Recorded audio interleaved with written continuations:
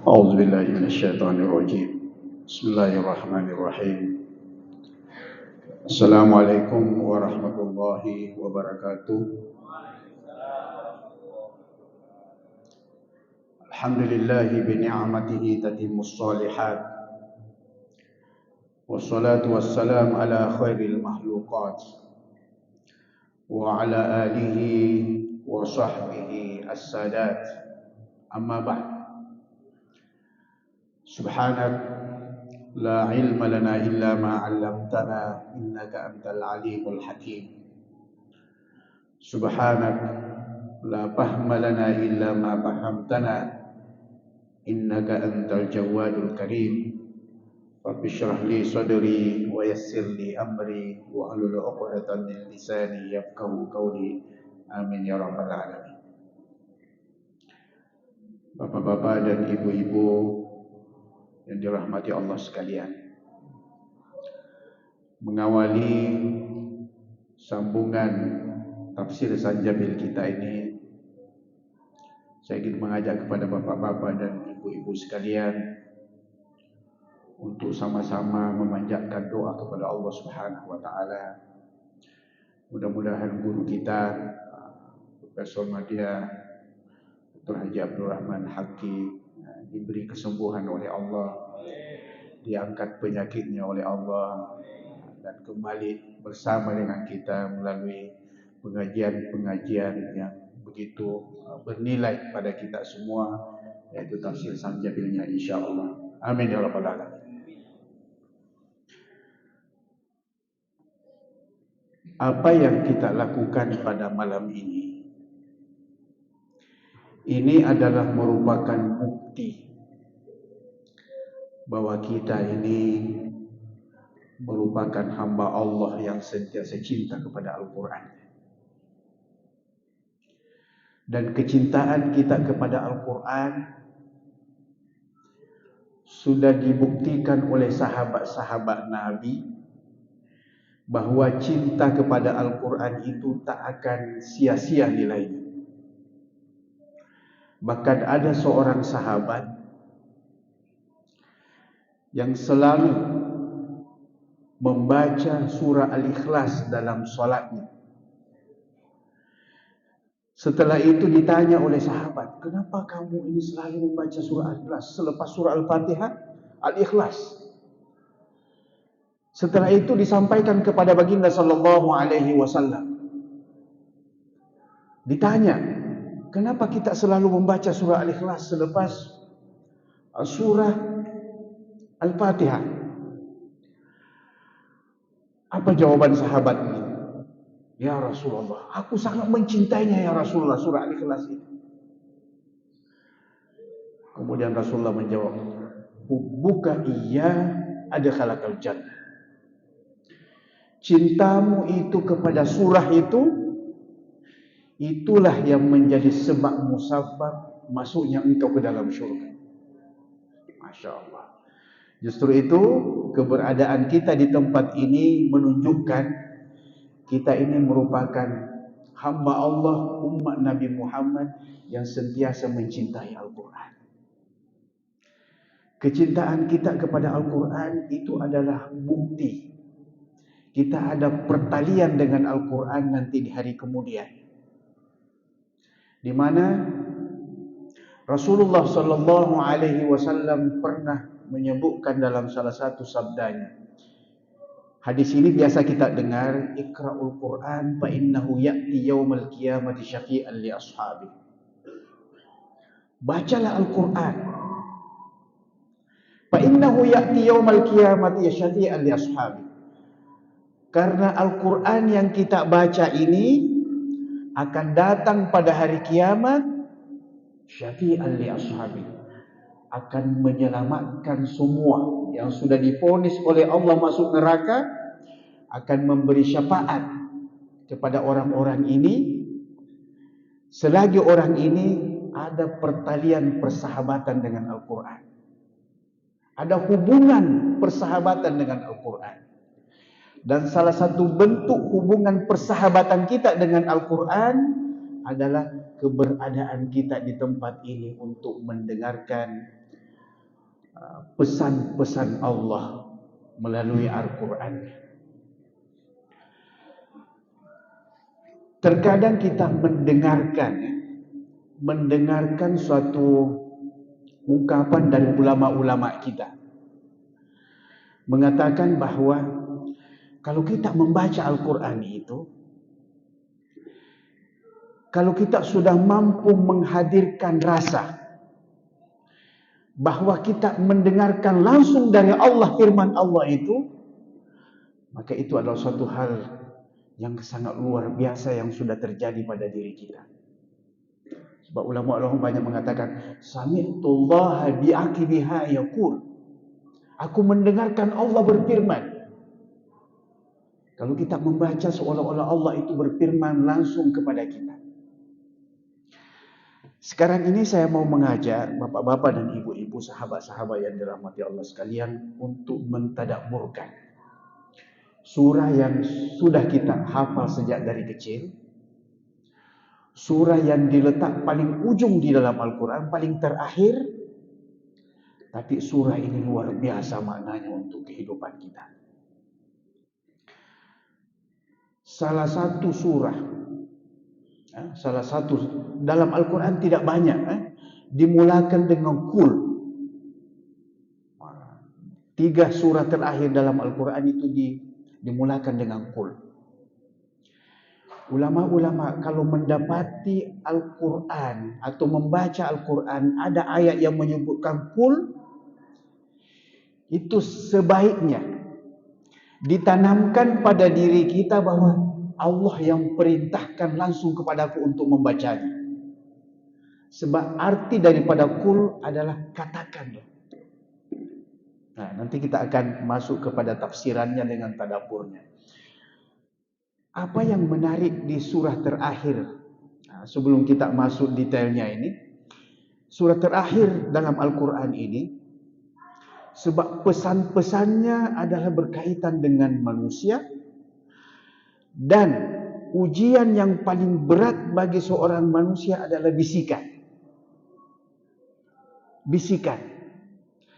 Seolah-olah ini mengingatkan kita tentang peristiwa yang pernah terjadi pada manusia pertama, yaitu Nabi Adam alaihissalam tergelincir dari perintah Allah disebabkan karena bisikan.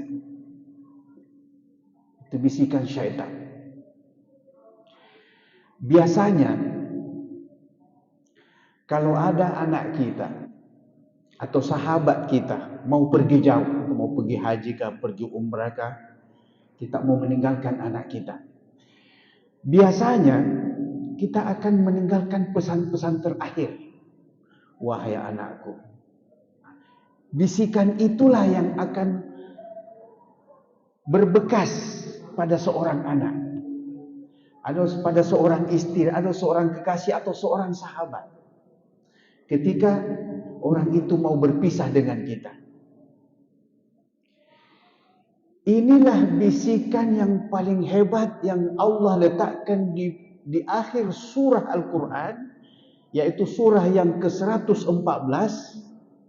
Sebab surah ini sangat penting. Inilah yang menentukan langkah kita ke depan.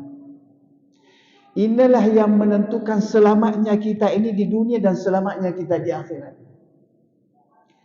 Ini jugalah yang mengingatkan kita dengan kenapa Nabi Adam alaihissalam diuji dengan bisikan. Sehingga bisikan itulah yang membuatkan dia memakan buah yang dilarang oleh Allah di dalam syurga. Dan peristiwa itulah yang membuatkan dia khatam ujiannya di dalam syurga, kemudian keluar ke bumi ini menjadi khalifah. Seolah-olah Allah mau mengulangi isu ini dengan membisik kepada kita semua, wahai semua umat Nabi Muhammad, aku akan mengingatkan engkau sesuatu, bahawa bisikan yang bisa menghancurkan manusia ini, kalau engkau tidak menyandarkan diri kamu kepada Allah, engkau akan hancur, engkau akan rusak. Masa depan akhirat kamu akan binasa. Tapi kalau engkau mengingat surah ini, engkau akan selamat. Mari kita baca sama-sama. A'udzubillahi minasyaitonirrajim. Bismillahirrahmanirrahim. Qul a'udzu birabbin nas. Katakanlah Muhammad, aku berlindung kepada Tuhan manusia. Ilahin nas, malikin nas, penguasa manusia. Ilahin nas, Tuhan sembahan manusia. Apa yang kita pohon kepada Allah? Agar dilindungi dari min syarril waswasil khannas, dari bisikan al-waswas al-khannas. Kalau kita baca terjemahan Mushaf Brunei, yang tersembunyi. Kalau kita memahami makna bahasanya, bisikan itu datang dan pergi, tapi kita enggak melihat. Jadi ulama-ulama kadang memberikan suatu analogi. Al-Khannas itu adalah bagaikan nyamuk. Jadi kalau kita halau pergi, dia terbang jauh. Tapi kalau kita diam, datang kembali. Nah, ini dahsyatnya bisikan ini. Min syarril waswasil khannas allati yuwaswisu fi sudurin nas, yang membisikkan ke dalam dadah manusia. Okey. Minal jinnati wan nas, dari jin dan manusia. Okey, itu terjemahannya secara ringkas. Kalau memperhatikan surah ini, sebab surah ini satu-satunya surah yang dinamakan dengan surah An-Nas. Okey. Kemudian ada juga manusia di dalam Al-Quran, bukan An-Nas bahasanya. Dan itu juga dinamakan surah manusia. Surah Al-Insan. Jadi An-Nas, Al-Insan itu terjemahannya manusia. Ada lagi bahasa lain selain manusia dalam Al-Quran. Ada namanya Bashar. Okey. Dan ada lagi satu namanya Bani Adam. Keempat bahasa ini tidak sama, mempunyai konotasi yang berbeda.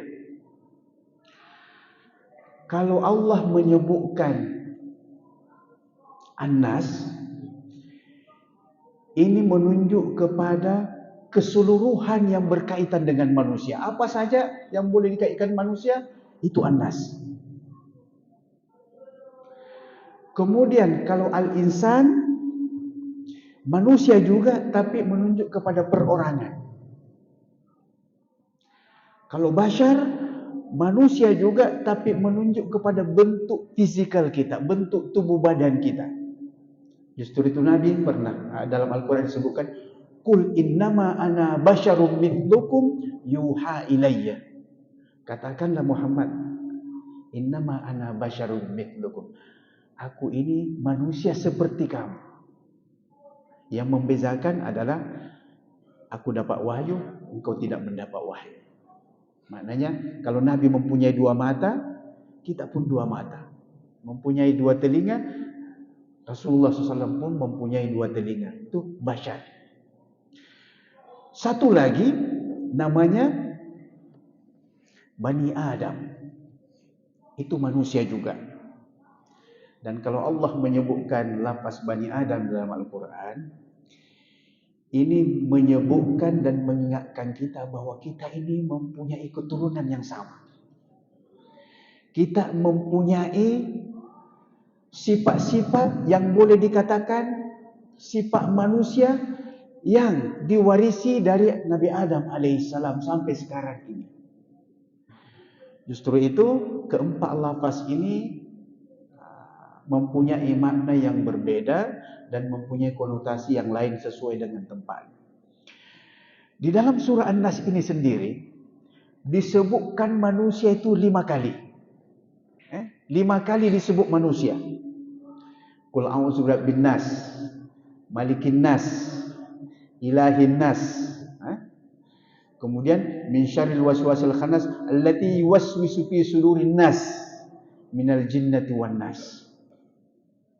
Dan kelima-lima ini secara tidak langsung Allah memberitahu kita semua, inilah bentuk-bentuk ragam manusia. Inilah bentuk jenis-jenis manusia yang ada di alam ini. Nomor 1, qul a'udzu birabbin nas. Ada manusia yang sentiasa menjadikan Allah sebagai pentadbirnya, pengurusnya. Nomor 2, ada manusia yang menjadikan Allah sebagai penguasa tunggal kepada dirinya. Yang ketiga, ada manusia yang menjadikan Allah sebagai segala-galanya, tempat menyerah diri kepadanya sebagai Tuhan sembahan. Kemudian yang keempat, alladzi yuwaswisu fi sudurin nas. Itu an-nas itu manusia. Itulah manusia yang baik. Jadi yang menjadi sasaran bisikan itu adalah manusia-manusia yang baik. Jadi jangan sangka kalau kita ini orang baik, tunggulah ada saja orang yang tidak suka sama kita. Ada saja itu. Mungkin dari postur badan kita itu disebarkan cerita ke orang lain, atau dari sifat-sifat itu disebarkan ceritanya kepada orang lain, atau kelakuan kita, atau pekerjaan kita, semua, atau baju kita, atau kerudung kita, semua itu jadi objek bisikan untuk orang lain, sebab kita ini adalah orang baik. Kemudian manusia yang terakhir yang disebut dalam surah An-Nas, inilah manusia yang jahat, penyebar bisikan, minal jinnati wan nas, dari jin dan manusia. Sekarang kita melihat dari ayat pertama, kedua, ketiga, dan keempat. Sebab judulnya ini berkaitan dengan tadabbur, ya. Berkaitan dengan tadabbur. Tadabbur itu tidak sama dengan tafsir. Tadabbur ini biasanya ada kaitan langsung dengan hati kita. Ada kaitan langsung dengan pemahaman kita. Dan ada kaitan langsung dengan pengamalan kita. Justru itu ketika kita mentadabburkan suatu surah Al-Quran, ulama-ulama tafsir biasanya akan mengkaitkan antara surah yang sebelum dan surah selepasnya.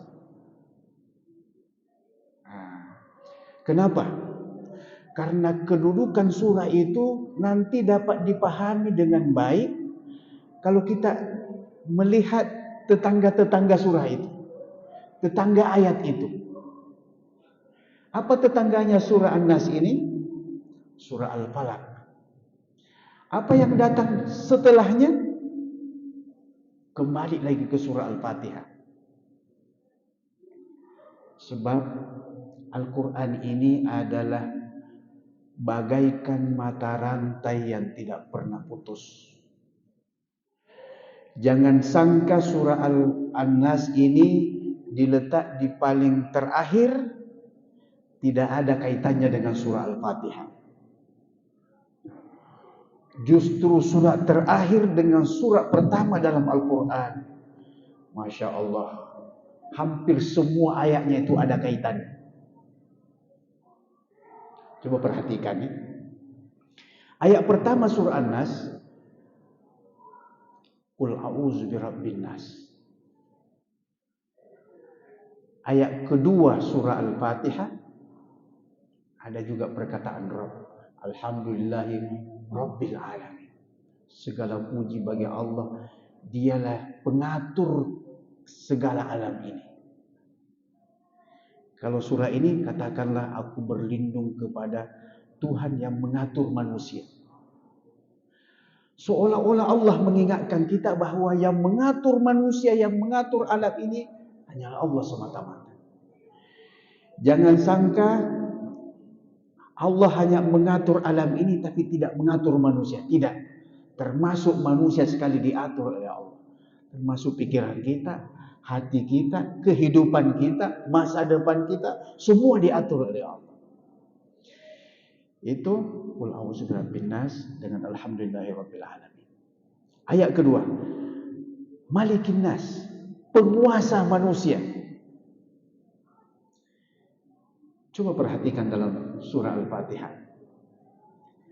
Ada ayat Malik Yaumiddin.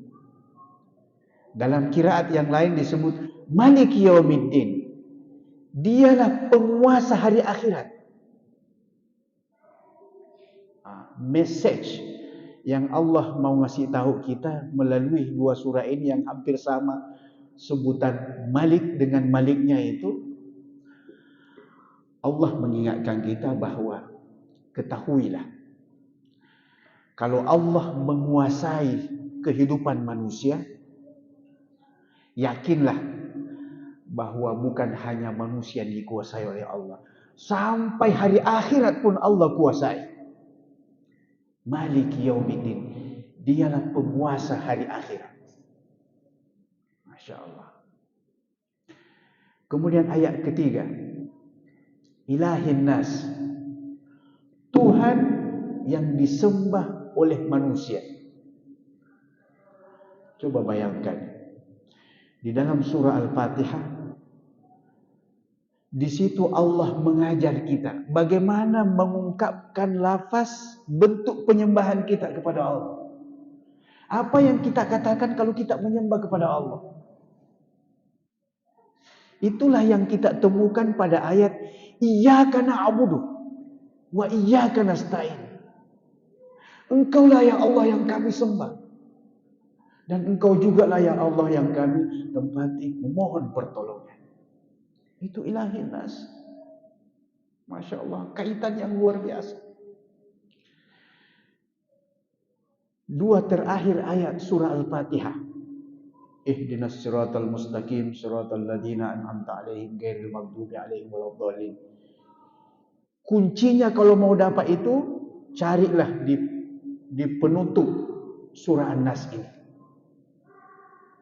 Apa? Di situ kita memohon kepada Allah, ya Allah, berilah kami hidayah ke jalan yang lurus, yaitu jalan yang telah Engkau beri nikmat ke atas mereka, bukan jalan yang dibenci dan bukan jalan yang sesat.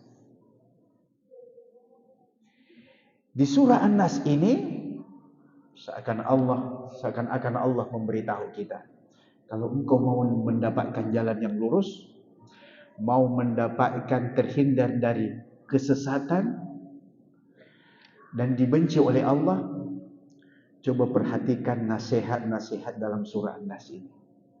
Jangan pernah mengikuti bisikan itu. Sebab kalau orang sudah terpengaruh dengan bisikan dan sudah menjadi mindsetnya benda itu, habis. Dikasih tahu apapun tidak akan peduli dengan pengaruh-pengaruh itu. Sebab kenapa? Sebab biasanya bisikan itu sesuatu yang menarik. Allah tidak mengatakan aku berlindung kepada Allah dari pengaruh orang atau perkataan orang. Tapi ini bisikan. Selalunya bisikan itu pasti menarik. Tidak ada bisikan yang kurang menarik.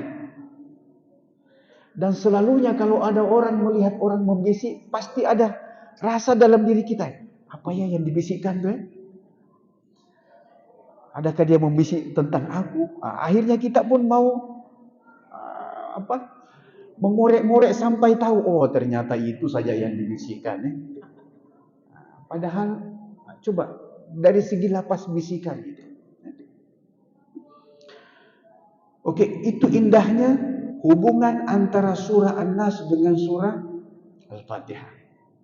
Jadi kita tahu surah yang pertama disebut dalam Al-Quran dan surah yang terakhir, hubung kaitnya memang tidak bisa dilepaskan.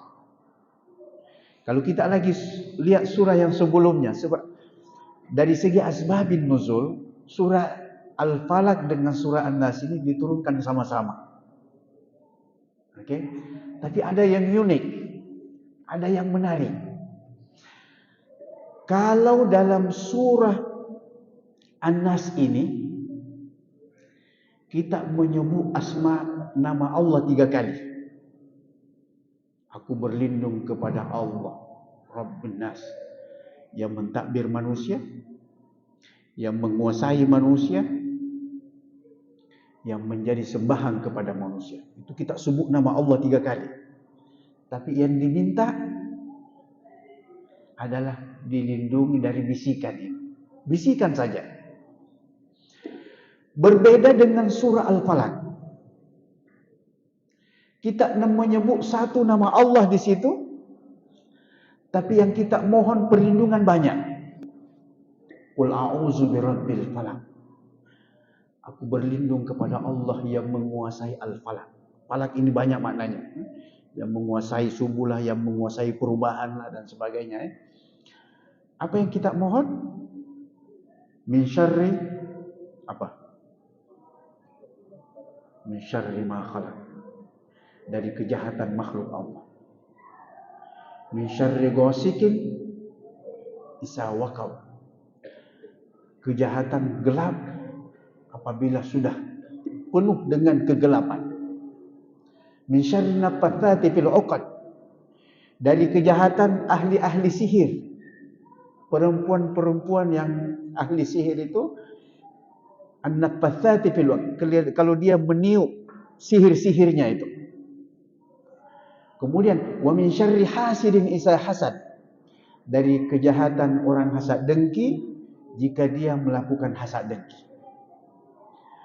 Satu nama Allah tapi yang dimohon perlindungan 4. Di sini kita menyebut nama Allah 3 tapi yang dimohon perlindungan 1. Apa yang menarik di sini? Kenapa macam itu?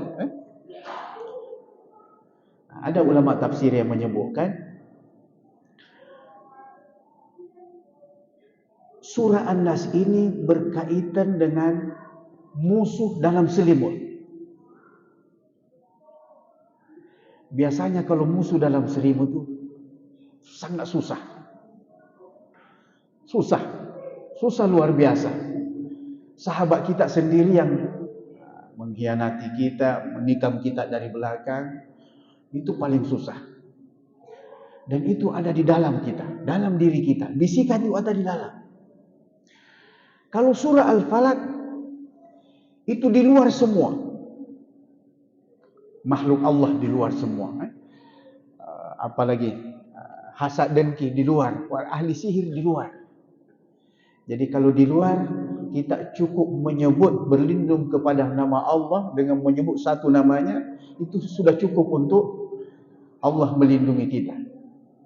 Tapi kaitannya dengan bisikan, sebab bisikan ini sangat kuat, kita perlu menyebut Asmaul Husna 3 kali. Baru itu berkesan. Masya Allah. Ini luar biasa Okey. Biasanya juga. Jadi kalau kita, sebab ini tafsir Zanjabil biasanya itu kita kalau mentafsirkan Al-Quran, jangan pernah melepaskan apa yang disebut dengan asbabun nuzul. Sebab turunnya satu ayat atau satu surah, supaya arti di sebalik ayat itu memang terasa bagi kita. Jadi kalau kita melihat asbabun nuzulnya, jadi kalau surah Al-Falaq itu urutan yang ke-20, surah An-Nas ini urutan yang ke-21 yang turun dalam Al-Quran. Maknanya surah ini masih dalam kategori surah-surah Makkiyah. Artinya surah yang diturunkan sebelum Rasulullah SAW berhijrah ke Madinah. Okey.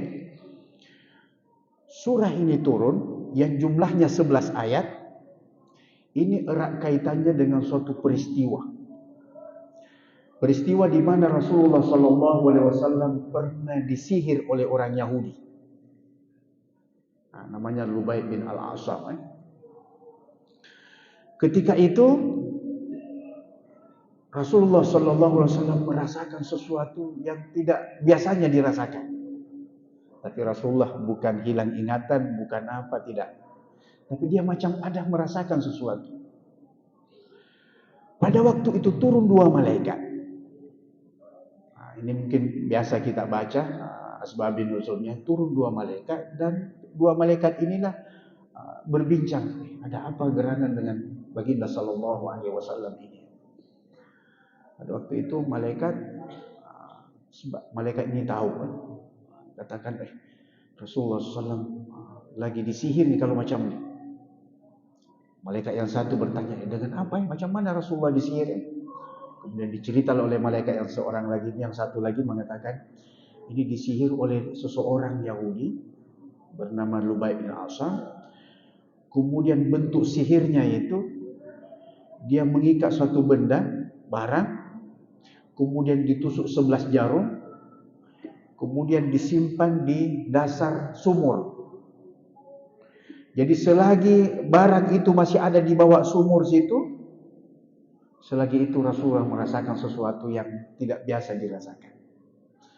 Kemudian malaikat itu datang mengambil benda itu, kemudian dibawa di depan baginda sallallahu alaihi wasallam. Kemudian dicabutlah. Ada 11 ikatan, setiap ikatan ada jarumnya, dicabut satu persatu. Setiap kali malaikat itu mencabut jarumnya, turun ayat. Cabut lagi jarum yang kedua, turun ayat yang kedua. Sampai 11 jarum tercabut, turun 2 surah ini yang jumlah ayatnya 11 ayat. Jadi Qul a'udzu birabbil falaq dan Qul a'udzu birabbin nas.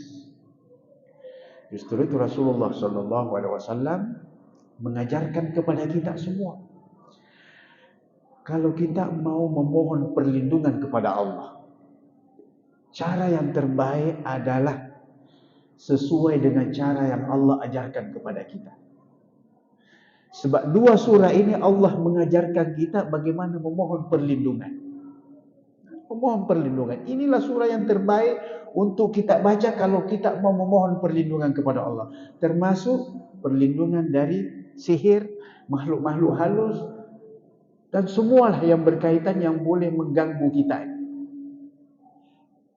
Bahkan Rasulullah mengajarkan kalau kita sebelum tidur baca 3 qul. Salah satunya adalah 2 surah inilah. Qul huwallahu ahad, qul a'udzu birabbil falaq, qul a'udzu birabbin nas. Kemudian ditiupkan kepada tangan kita, baru disapu ke seluruh badan kita. Insya-Allah Allah akan lindungi kita sampai besok pagi. Kalau kita baca di pagi hari, Allah akan lindungi sampai malam. Masya-Allah. Ini luar biasanya kedua surah ini kalau dibaca. Oke, kita kembali kepada ayat pertama. Qul a'udzu birabbin nas. Kenapa Allah mulakan dengan Rabb? Untuk kita jadikan tempat untuk berlindung. Qul, katakanlah Muhammad, aku berlindung kepada Allah, Tuhan yang mentadbir manusia, Tuhan yang mengatur manusia. Kenapa itu yang didahulukan pada surah An-Nas ini? Oke. Perlu kita ketahui, biasanya orang itu diganggu oleh makhluk halus. Biasanya orang itu terganggu pikirannya. Biasanya orang itu mungkin stres, atau mungkin mentalnya tidak sehat. Oke? Itu karena kurang menanamkan pada dirinya pentadbiran Allah pada kehidupan. Justru itu Rabbin Nas ini adalah suatu bentuk yang Allah mau tanamkan kepada kita, bahwa yang mentadbir semua kehidupan manusia itu adalah Allah. Justru itu terkadang kita mau menginginkan sesuatu, tapi Allah memberi sesuatu yang lain. Ini menunjukkan kehidupan ini bukan kita yang punya, bukan kita yang mentakdir. Kita ini hanya menjalani saja. Justru itu ketika kita meminta kepada Ya Allah, Qul a'udzu, ya Allah, aku berlindung kepada Engkau ya Allah, sebab Engkau lah yang mentadbir aku ya Allah. Coba perhatikan ayat ini. Allah mengatakan a'udzu, aku, bukan kami. Itu artinya apa? Setiap orang mempunyai kelayakan untuk berlindung kepada Allah. Mempunyai peluang untuk berlindung kepada Allah. Mempunyai cara tersendiri untuk berlindung kepada Allah. Boleh jadi ada cara orang lain, tapi cara yang sesuai bagi kita untuk berlindung kepada Allah, mungkin berdoa, mungkin berzikir, mungkin mengekalkan ingatan Allah itu pada diri kita. Itu adalah sesuai cara masing-masing. Justru itu, setiap orang, salah satu bentuk kasih sayang Allah kepada hambanya adalah menjadikan setiap orang itu lain-lain cara kegemarannya dalam beribadah. Ada orang puas beribadah kalau bersedekah. Ada orang puas beribadah kalau salat tahajud.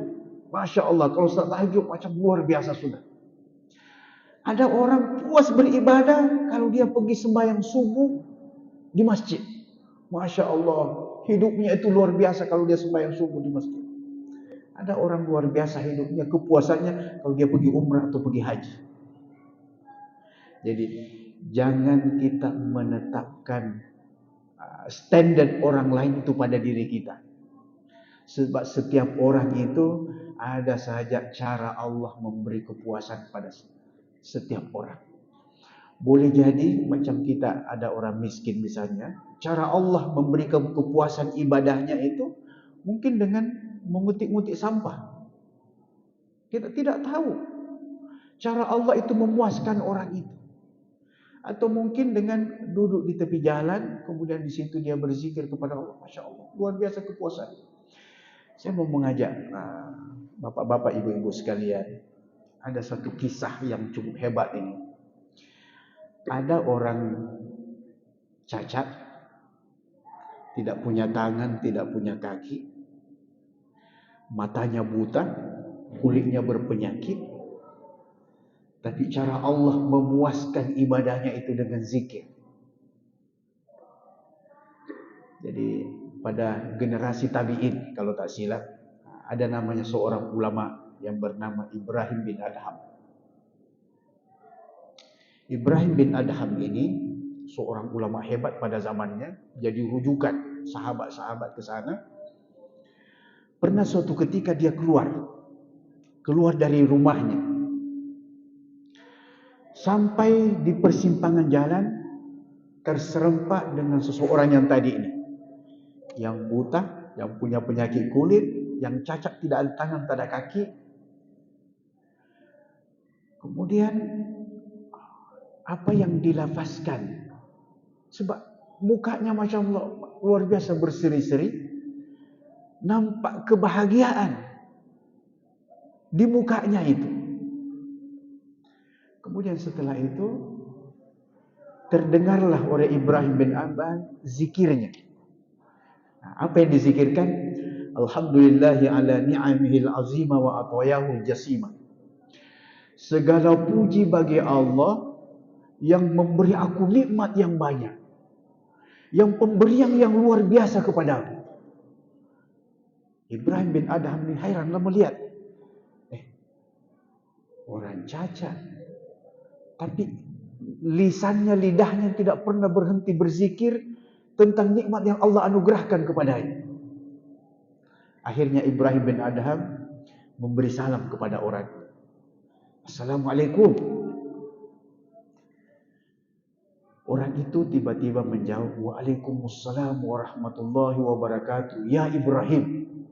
Disebut namanya padahal buta. Kemudian Ibrahim bin Adham bertanya, Kaifa Arab tadi? Bagaimana kita tahu aku? Macam mana kita tahu aku nih? Saya nih. Apa jawaban orang itu? Ternyata yang orang tadi waliullah. Dia katakan, ma jahiltu syai'an munzu arabtullah. Aku tidak jahil lagi. Munzu arabtullah, sejak aku mengenali Allah. Masya Allah. Dia tahu siapa yang datang. Kemudian ditanya oleh Ibrahim bin Adham, apa yang berlaku dengan diri kita ini? Kita tinggal di mana? Kemudian dicerita, aku ni adalah cacat. Kemudian aku ni buta, aku ni tidak mempunyai apa-apa. Kemudian aku tinggal di mana kita nampak aku sekarang. Di sinilah aku tempat tinggal. Kemudian kita ni makan macam mana? Kemudian dia jawab, aku ini sentiasa mendapatkan rezeki dari Allah melalui tangan orang-orang yang baik yang menyuapkan masuk makanan itu kepada mulutku setiap hari. Masya Allah. Kemudian ditanya lagi oleh Ibrahim bin Adham, di mana nikmat yang banyak, di mana nikmat yang besar yang kita selalu sebut itu? Ini menyentuh hati kita semua jawabannya itu. Membuatkan kita jealous dengan dia. Apa yang dia katakan? Alam yubkili lisanan dzakiran wa qalban syakiran. Tidakkah Allah itu mengekalkan lidahku ini masih kekal berzikir kepada Allah? Tidakkah Allah itu masih mengekalkan hatiku itu masih mempunyai hati yang sentiasa bersyukur kepada Allah? Masya Allah. Kalau hati kita ini, lidah kita ini masih Allah kekalkan untuk berzikir, hati kita ini masih Allah kekalkan untuk bersyukur kepada Allah, itulah nikmat yang paling besar. Kemudian Ibrahim bin Adham menjawab, nikmat apa lagi yang lebih besar dari itu? Kalau Allah masih mengekalkan hati kita ini, hamba Allah yang sentiasa berzikir kepadanya ini, sudah tentu itu semua mengalahkan yang lain-lain. Sebab yang lain itu sementara. Kalau zikir ini, inilah yang membahagiakan kita. Orang ini menjadikan Allah sebagai pentadbirnya. Orang ini dialah sudah menanamkan pada dirinya bahwa Allah itu mengatur kehidupannya. Mulai dari makan, minumnya apa, sampai orang-orang yang datang, Allah semua yang ngatur. Mengatur untuk dirinya. Sama halnya dengan kita ini. Masya Allah. Allah yang mengatur keberadaan kita di tempat ini. Allah yang menentukan, Allah yang memberikan kita ini. Kenapa guru kita tiba-tiba Allah uji dengan penyakit misalnya. Kemudian kenapa kita masih kekal bersama di tempat yang penuh berkah ini, sekalipun bukan Ustaz Abdul Rahman Haqqi yang menyampaikan kepada kita. Itu semua pengaturan Allah, kita tidak tahu. Kenapa sahabat saya Kang Bil Haqqi mengingatkan saya untuk meneruskan pengajian ini. Masya Allah, kita tidak tahu. Itu pentadbiran Allah. Justru itu kalau kita berlindung kepada Allah, Allah yang mentadbir segala kehidupan manusia, tenang kehidupan ini. Tenang, aman, damai kehidupan ini. Itu salah satu modal yang boleh kita jadikan senjata untuk melawan bisikan. Justru itu mula-mula disebut Birabbin Nas. Kemudian yang kedua, Malikin Nas, penguasa manusia. Biasanya kita ini, biasa itu memberontak, atau biasa kita kelelahan dalam mengurus kehidupan ini, kalau kita menyandarkan penguasaan itu kepada diri kita. Pasti lelah, pasti kita penat, pasti ngalih untuk menghadapi kehidupan ini. Tapi kalau kita menyandarkan penguasaan itu kepada Allah, tenang kehidupan ini. Aman damai kita rasanya kehidupan. Sebab kenapa? Allah yang menguasai kita. Allah yang menguasai kita. Begitu juga dengan Ilahin Nas, Tuhan sebagai tempat kita menyembah. Ada ulama tafsir Dia katakan, kenapa Allah perlu menyebutkan nama manusia setelah Asmaul Husna ini? Rabb, Malik dengan Ilah. Kan boleh saja kita katakan qul a'udzu bi rabbi wa malik wa ilahin nas. Kan? Tapi kenapa mesti disebut An-Nas di ujungnya, kemudian ayat kedua ada An-Nas lagi, kemudian ayat ketiga An-Nas lagi? Dia katakan begini. Manusia pada ayat pertama itu bukan manusia pada ayat kedua. Manusia ayat kedua bukan manusia pada ayat ketiga. Tidak sama. Kenapa dikatakan tidak sama? Sebab manusia yang pertama ini dikatakan ini manusia dalam kategori kanak-kanak. Manusia yang masih berumur kanak-kanak. Kenapa dikatakan masih kategori kanak-kanak? Sebab manusia yang masih di peringkat kanak-kanak itu masih perlu didikan. Masih perlu pengaturan. Masih perlu kita tetapkan, kamu kalau main game sampai jam sekian saja. Masih perlu diatur. Kamu kena sembahyang, masih perlu diingatkan. Itu umur kanak-kanak. Berbeda dengan Malikin Nas. An-Nas pada ayat kedua ini adalah manusia yang dewasa. Manusia yang dewasa ini kalau melakukan kesilapan, kadang susah untuk dikasih nasihat. Dikasih nasihat, dikasih wejangan-wejangan misalnya, besok dilakukan lagi. Apalagi kalau hatinya sudah terpesong, ini yang bahaya. Apa yang diperlukan ketika itu? Penguasa harus turun tangan. Penguasa. Nah, justru itu Malikin Nas, yang menguasai manusia. Kita kena minta kepada Allah sebab Allah yang menguasai manusia. Justru kita ini sebagai orang tua terkadang perlu berdoa kepada Allah. Kalau kita sudah ngaleh mendidik anak misalnya, sudah dikasih tahu masih juga tidak, cobalah minta kepada Allah. Pohonlah kepada Allah. Sebab Allah yang mentadbir itu. Allah yang mengatur itu. Allah yang menguasai hatinya. Allah yang menguasai pikirannya. Minta kepada Allah. Okay. Kemudian Ilahin Nas ini adalah umur atau manusia yang kategori orang tua. Jadi kalau umur kanak-kanak masih perlu pengaturan, umur dewasa kalau dia buat silap perlu penguasa turun tangan. Tapi umur orang tua ini biasanya sudah banyak sadar, sudah banyak merenung, sudah banyak tafakkur, sudah banyak muhasabah diri. Justru itu kebanyakan yang mengisi pengajian-pengajian itu adalah orang tua ke atas. Sebab kenapa? Pikirannya memang Tuhan. Pikirannya adalah untuk menunjukkan penyembahannya kepada Allah. Kanak-kanak memang jarang. Mungkin orang tuanya yang mengajak, akhirnya dia ikut sekali. Anak muda memang kepalanya di tempat lain. Jangankan itu, anak-anak kita misalnya kita ajak keluar, dia lebih senang keluar dengan sahabat-sahabatnya, kawan-kawannya berbanding keluar dengan kita. Sebab kenapa? Dia sudah ada pendirian sendiri. Tapi kalau melakukan kesilapan, situ kuasa harus turun tangan.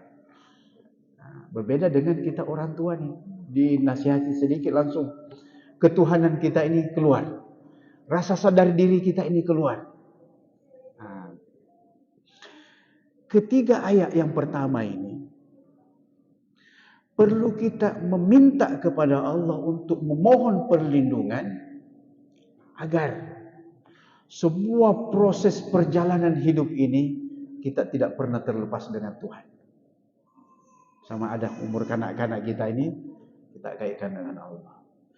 Kita masih remaja, kita kaitkan dengan Allah. Ketika kita ini sudah orang tua, kita kaitkan dengan Allah.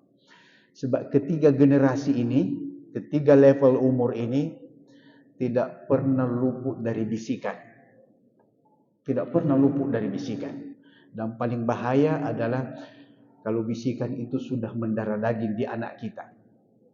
Ditakbir macam mana pun susah. Susah untuk berubah. Kemudian umur remaja juga sama. Kalau sudah mindsetnya macam tu, dia sudah main hujah, main apa, main dalil, kita pun kewalahan. Kalau dia memberikan suatu tanggapan kepada kita tidak mampu untuk menjawab, akhirnya dia mempunyai haluan tersendiri.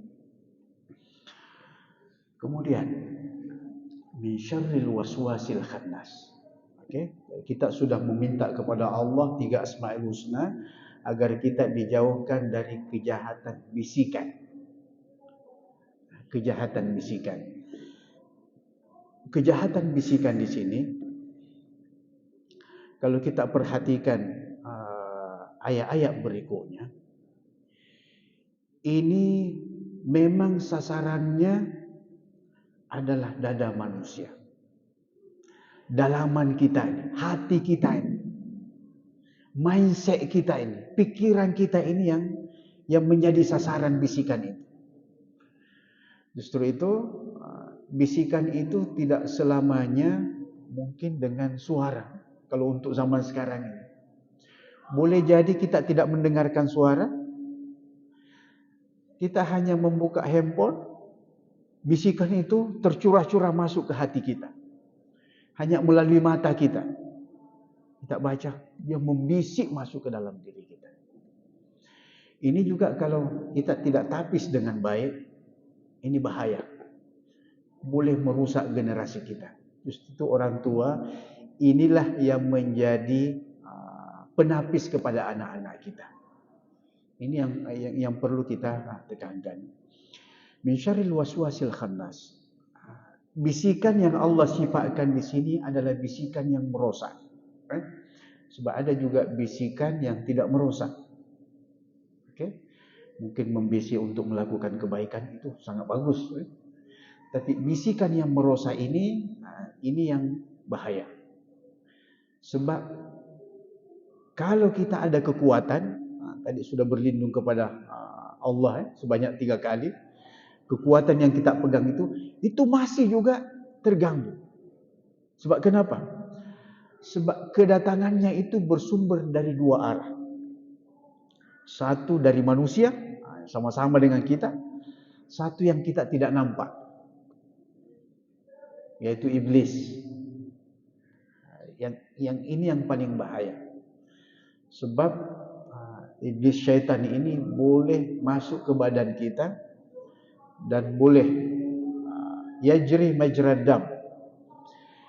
Dia melalui badan kita masuk ke saluran darah kita. Itu bahayanya. Jadi kalau begitu, kalau Rasulullah menyebutkan melalui saluran darah, sementara darah itu sampai ke hati. Kan? Jadi dia mengendarai itu semua sampai ke hati. Maknanya iblis itu boleh masuk ke dalam hati kita. Kalau darah kita itu sampai ke otak, maknanya iblis boleh sampai ke otak kita. Ini bahayanya nih. Dan kalau di situ otak kita itu dibisik di situ, itu yang bahaya. Hati kita dibisik di situ, itu yang bahaya. Sementara hati ini adalah penentu. Penentu segala anggota badan kita. Okey? Allati yuwaswisu fi sudurin nas. Yang sentiasa. Jadi ada satu unik dari bahasa Al-Quran ini. Allah menggunakan fi'il mudhari'. Jadi kalau mentafsirkan Al-Quran itu memang tidak boleh lari dari bahasa Arab. Tidak boleh lari dari kaidah bahasa Arab. Okey. Di sini Allah menggunakan lafaz yuwaswis. Jadi yuwaswis itu adalah kata kerja yang menunjuk waktu sekarang. Jadi Allah tidak menyebut allati waswasa fi sudurin nas. Kalau waswas itu telah. Tapi yuwaswisu sedang terjadi. Kalau sedang terjadi, bisa jadi sekarang ini sudah ada banyak bisikan yang sudah masuk kepada hati kita, masuk kepada pikiran kita. Ada mengatakan, lamanya Ustaz ceramah ini, bila kita boleh makan ya, bila kita boleh balik ya, aku mau ambil anak ni. Itu bisikan-bisikan yang kadang mengganggu kita. Okey. Itu satu. Yang kedua, kalau ulama tafsir mendapati fi'il mudhari' namanya, fi'il mudhari' dalam Al-Quran, itu disebut dengan tufidut tajaddud wal istimrar. Maksudnya, kata kerja itu menunjuk kepada sesuatu yang berlaku sekarang dan selalu berulang-ulang. Berulang-ulang sampai kapan-kapan pun. Artinya bisikan kejahatan itu tidak pernah berhenti. Tidak pernah berhenti. Tidak pernah berhenti untuk masuk ke dalam hati kita. Justru itu Allah menyebutkan di sini pada ayat ke-5 ni, fi suduri, di dalam. Biasanya kalau Allah menyebut ti itu di dalam, maknanya di dalam hati kita ini itu diibaratkan macam satu bekas, satu tempat. Macam satu cawan misalnya, satu gelas. Itu tempat. Nah, tempat ini kalau kosong memang sangat mudah untuk menerima apa saja yang diisikan, sangat mudah. Mau diisi air bisa masuk, mau diisi batu mudah masuk, mau diisi angin mudah masuk, sebab kosong. Tapi kalau sudah ada isinya di dalam, itu orang berpikir mau isi lagi sudah penuh, mungkin pasti meleleh nih. Sekarang nih, kalau hati kita ini bisikan-bisikan kejahatan dulu yang memenuhi hati kita, itulah yang bahaya tuh. Sebab dia boleh merubah mindset kita, boleh merubah pikiran kita, boleh merubah attitude kita, boleh merubah sikap kita. Na'udzubillah, kalau boleh merubah keyakinan kita. Itu yang bahaya.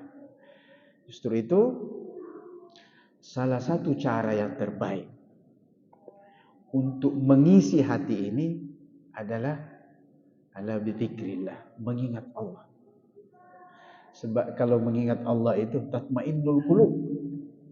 Dia boleh menenangkan hati kita sebagai tempat untuk mengisi. Ala bizikrillah tatmainnul qulub. Kemudian fi sudurin nas minal jinnati wan nas, yang bersumber dari jin dan manusia. Memang dua sumbernya ini yang paling bahaya. Ada orang yang tidak percaya dengan jin, bahwa itu boleh berpengaruh. Ada orang hanya menerima bisikan manusia saja. Tapi terkadang juga kita menyebutkan ada lagi bisikan. Mungkin bisikan nafsu. Bisikan nafsu. Sementara nafsu ini adalah semula jadi ada pada diri kita. Mungkin ada yang bertanya, bagaimana membedakan bisikan nafsu dengan bisikan syaitan?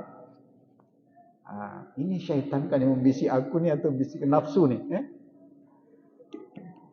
Ada yang mengatakan, kalau nafsu itu membisik kita, kita tidak akan berhenti kecuali yang dibisik itu kita lakukan. Itu bisikan nafsu. Kalau bisikan syaitan, ujung-ujung dari bisikan itu pasti merugikan kita. Ujung-ujungnya pasti merugikan kita. Mungkin kita durhaka kepada Allah, mungkin melakukan maksiat, atau mungkin pasti ujungnya adalah merugikan kita. Tapi kalau bisikan nafsu tidak semestinya. Dan boleh jadi nafsu ini ditumpangi juga oleh bisikan iblis. Ini yang bahaya. Jadi ada syair yang memberikan perumpamaan, innan nafsa katiflir radha. Jadi nafsu itu kalau kita mau melihat itu bagaikan anak-anak atau baby yang masih menyusu. Jadi kalau baby itu masih menyusu, kalau tidak diberhentikan, dia tidak akan berhenti. Dia akan menyusu sampai besar. Itu nafsu. Begitulah bisikan nafsu yang datang mengganggu kita. Kalau bisikan begitu datang, memang kita mengatakan, kena berhenti sekarang. Kita kena stop. Kita kena jadikan sebagai suatu prinsip pada diri kita. Ada juga ulama yang mengatakan, bagaimana sesuatu bisikan itu kita boleh hentikan, boleh kita halau, boleh kita stop. Sama ada bisikan nafsu kah, atau bisikan syaitan kah, atau bisikan manusia yang jahat. Ada yang mengatakan kuncinya adalah kita tanya diri kita dengan mengatakan, aku tidak jamin diri aku untuk hidup sampai besok. Boleh jadi ini adalah kesempatan terakhir aku nih berada di masjid ini. Minggu depan itu aku tidak tahu. Boleh jadi aku besok dipanggil oleh Allah, lusa dipanggil oleh Allah, bulan depan dipanggil. Tiada jaminan. Nah, kalau ini yang kita bawa untuk menghalau atau menghadapi bisikan-bisikan seperti ini, insya-Allah kita sangat mudah mengenal pasti, oh ini outputnya pasti kejahatan, outputnya ini pasti kerugian ini. Kita akan tinggalkan. Outputnya ini pasti akan merugikan kita.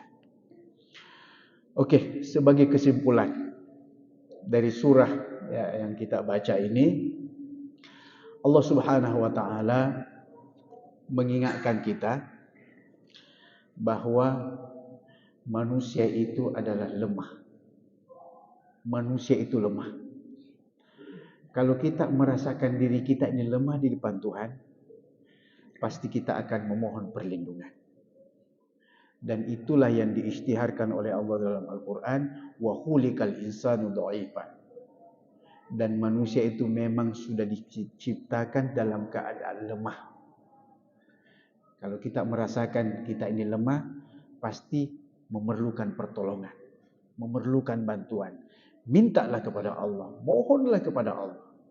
Justru itu apa-apa yang dihadapi oleh manusia ini, masuk kita semua, kesusahan dalam hidup, lemah dalam menghadapi cabaran-cabaran hidup, mintalah kepada Allah.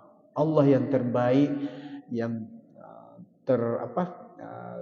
terutama untuk kita jadikan sebagai sandaran untuk menghadapi itu semua. Itu nombor satu. Kemudian yang kedua, intisari daripada ayat ini, kita perlu sentiasa berwaspada dengan bisikan yang bersumber dari sesama manusia atau dari jin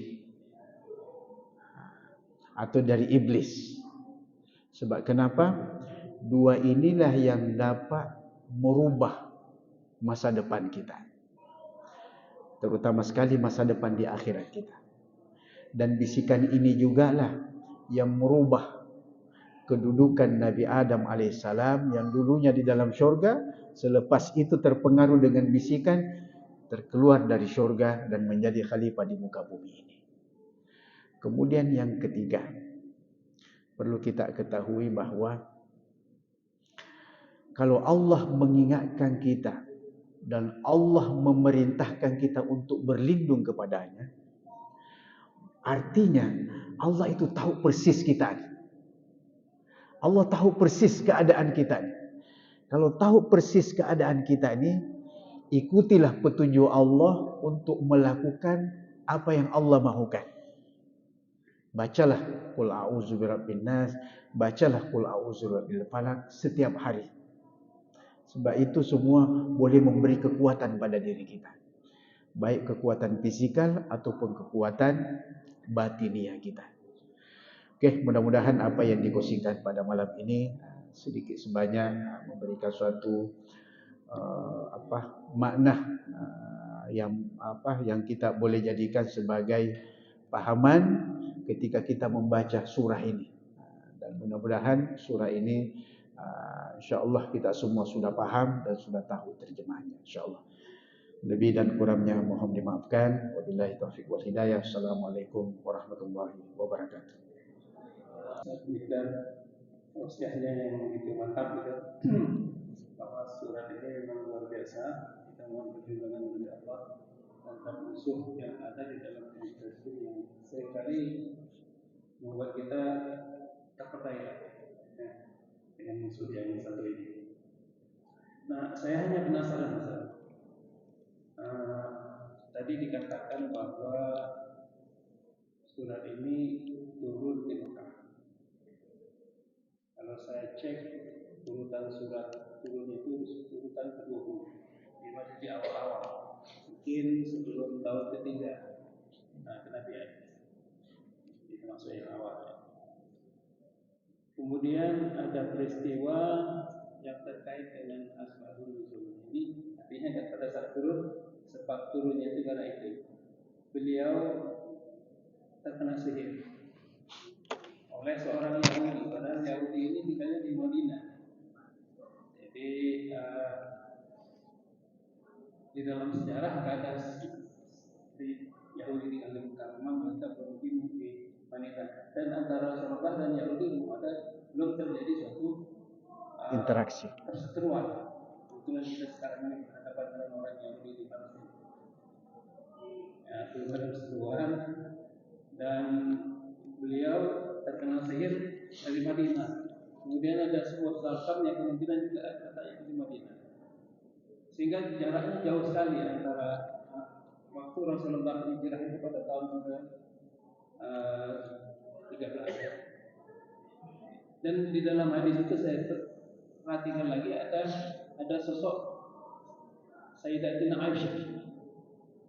Artinya beliau sudah menikah dengan Aisyah. Jadi ada dialog. Padahal kita tahu pada awal-awal sebelum hijrah Rasulullah itu punya satu istri, tapi tidak ada kemuskilan di dalam matan hadis ini yang membuat saya agak peding sedikit gitu kan. Yang kedua yang terkait ini matan juga, bukankah Rasulullah itu ma'asum? Kalau terkena penyakit biasa, terluka itu fisik tidak apa-apa. Tapi kalau sihir ini mencederai gitu ya. Jadi terlupa di dalam hadis disebutkan beliau tidak ingat sesuatu, ini sangat berbahaya. Berarti ada kemungkinan beliau lupa dengan wahyu. Artinya kalau kita berdialog dengan orang yang non muslim, ini agak membuat kita agak susah untuk mempertahankan bahwa wahyu itu tidak terkecoh. Karena ada peristiwa beliau terkena sihir. Bisa saja pada saat terkena sihir itu yang itu saya kemarin. Saya tambahkan. Oke, silakan. Terima kasih. Tadi Ustaz katakan bahwa manusia digoda itu nafsu dan setan. Pertanyaan saya adalah nafsu ini golongan apa? Makhluk yang seperti apa? Karena kalau setan sudah jelas ada jin atau manusia. Tapi kalau nafsu ini apakah makhluk Allah? Wassalamualaikum warahmatullahi wabarakatuh. Oke, terima kasih. Dua pertanyaan yang berat-berat semua. Alhamdulillah. Pertama dari Prof. Nabil ya. Oke, soalannya memang kalau kita tidak pernah membaca asbabun nuzulnya ayat ini, memang pasti kita akan tertanya-tanya. Ayat ini turun di Mekah atau sebelum hijrah, tapi Nabi berinteraksi dengan orang Yahudi. Adakah asbabun nuzul ini betul atau tidak? Sebab faktanya Nabi berinteraksi dengan orang Yahudi itu ketika sudah berada di Madinah. Di Mekah mana ada orang Yahudi? Oke. Inilah yang membuatkan ulama-ulama kita melihat bahwa tidak semua Al-Quran itu hanya turun satu kali. Ada ayat Al-Quran turun di Mekah, juga turun selepas berhijrah. Nah, datang malaikat Jibril memberitahu. Jadi kalau berpandukan kepada pendapat ini, maknanya kita boleh melihat, tidak semua kita boleh melihat ayat surah An-Nas ini ada yang mengatakan turun juga di Madinah. Ada yang mengatakan turun di Mekah, tapi kebanyakannya turun di Mekah. Ada yang mengatakan memang turun 2 kali. Jadi kalau dikatakan begitu memang zalal iskal, masalah itu sudah terjawab. Dan kebetulan berinteraksi dengan Nabi Sallallahu Alaihi Wasallam dengan orang Yahudi. Kemudian yang kedua berkaitan dengan Nabi itu maksum. Nabi maksum. Macam mana Nabi boleh kena sihir? Okey. Kemaksuman Nabi ini itu bermakna bukan hilang ingatan, bukan terganggu untuk menyampaikan sesuatu kepada sahabatnya. Kalau dapat wahyu itu terganggu untuk disampaikan, itu tidak. Tak sampai mengganggu apa yang diturun kepadanya itu untuk disampaikan kepada umatnya. Sebab kalau begitu boleh saja sampai suatu andaian. Mungkin sebab Nabi ini mungkin hilang ingatan sehingga ketika turun qul a'udzu birabbin nas, qul a'udzu birabbil falaq, bukan itu yang disampaikan kepada sahabatnya. Ayat yang lain. Boleh saja berandai-andai seperti itu. Nabi tidak sampai ke sana. Sebab Nabi pun pernah cedera. Bukan bermakna maksud itu tidak pernah cedera. Nabi pun mungkin pernah merasakan macam kita ini menggigil. Itu adalah sesuatu hal yang biasa. Tapi yang dirasakan oleh Rasulullah ketika disihir itu memang tidak mengganggu, proses penyampaian wahyu dari Allah kepadanya lah, dan tidak mengganggu mungkin ingatannya, mungkin hatinya, mungkin apanya, semua itu tidak terganggu. Jadi cuma Nabi SAW merasakan sesuatu yang macam lain lah, macam lain. Tapi bukan bermakna Rasulullah itu tidak mungkin sakit ke atau apa sehingga pingsan dan sebagainya, atau macam orang sekarang kalau terkena makhluk halus mungkin merayau-rayau atau mengatakan sesuatu yang itu bukan begitulah, bukan begitu. Kemudian sahabat kita saudara Haji Rusdi, Masya Allah, adakah nafsu ini adalah makhluk Allah juga dari luar? Jadi perlu kita ketahui, nafsu itu adalah sesuatu yang semula jadi bersama dengan kita. Okey? Ada nafsu mutmainnah, ada nafsul amarah bisu. Okey?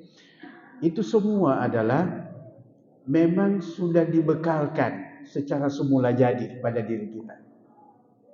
Dan ketika seseorang itu lahir memang sudah ada di dalamnya nafsunya. Cuma ketika berkembang besar, itu nafsu pun sudah mengalami bentuk perubahan. Dan nafsu ini terkadang Allah Subhanahu wa taala menjadikan nafsu itu kalau kita mampu mengawalnya, itu yang menjadi penentu kita dipanggil nanti masuk ke dalam surga. Ya ayyatuhan nafsul mutmainnah, irji'i ila rabbika radiyatan mardiyah wadkhuli fi ibadi wadkhuli jannati. Wahai yang mempunyai an-nafs, sebab nafsu dalam Al-Quran itu boleh bermaksud manusia, boleh bermaksud nafsu kita ni, dan boleh macam-macam lah, macam-macam maknanya sesuai dengan peletakan ayat itu di mana. Tapi kalau yang dikatakan tadi adakah itu ciptaan Tuhan, pastilah. Sebab kullu ma siwallahi wal makhluk, semua yang selain daripada Allah itu adalah ciptaan Allah. Selagi benda itu ada, dikatakan ada, berarti itu adalah makhluk Allah. Terpulang itu wujud dalam bentuk penglihatan kita atau tidak wujud, itu lain ceritalah. Sama halnya dengan iblis, sama halnya dengan malaikat dan sebagainya. Okey, minta maaflah kalau tidak dapat menjawab dengan baik. Terima kasih. Sudah cukup mungkin. Oh, doa. Okey, mari kita sama-sama bermunajat kepada Allah Subhanahu wa taala. Mudah-mudahan keberadaan di tempat ini menjadi sebab diampunkannya segala dosa kita, menjadi sebab Allah Subhanahu wa taala sentiasa mencurahkan rahmat-Nya kepada kita semua. Mudah-mudahan ini merupakan saksi di depan Allah Subhanahu wa taala bahwa ini akan menjadi syafaat dari Al-Quran untuk kita di akhirat nanti, insya-Allah, sehingga kita semua ini ditakdirkan masuk ke dalam syurga-Nya di akhirat nanti bersama baginda sallallahu alaihi wasallam. Amin. Bismillahirrahmanirrahim. Alhamdulillahirabbil alamin, hamdan hamidin, hamdan syakirin, hamdan yuwafi ni'amahu wa yukafi mazidah. Ya Rabbana lakal hamdu kama yanbaghi lijalalika al-karim wa azim sultanik. Allahumma inna nas'aluka jam'an hajaman marhuma wa tafarruqan min ba'di tafarruqan ma'suma wa la tajallu fina wa la bainana syakiyan wa la mahruma bi rahmatika ya arhamar rahimin. Allahumma altubina bi tasyiri kulli amrin asir fa inna tasyira al-asiri alayka yasir. Wa nas'aluka at-tasyira wal mu'afata da'imata fid din wad dunya wal akhirah bi rahmatika ya arhamar rahimin. اللهم اشف مرضانا ومرضى المسلمين اللهم اشف مرضانا ومرضى المسلمين اللهم اشف مرضانا ومرضى المسلمين برحمتك يا ارحم الراحمين انك انت الشافي لا شفاء الا شفاء الله يغادر سقما اغفر لنا ولوالدينا وارحمهم كما ربونا صغارا وصلى الله على سيدنا محمد وعلى اله وصحبه وسلم سبحان ربك رب العزه عما يصفون وسلام على المرسلين والحمد لله رب العالمين تقبل الله منكم. Assalamualaikum warahmatullahi wabarakatuh.